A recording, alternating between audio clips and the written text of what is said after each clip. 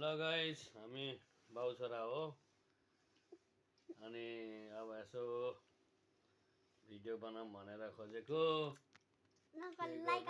घरैमा अब यसो लाइक फलो गरिदिनु होला, माया गरिदिनु होला सबैले। ल अब यसो नाइट ड्युटी पनि गर्नुपर्छ। अब एकछिनमा गएर यस्तै हो, सबैले माया गरिदिनु होला मलाई।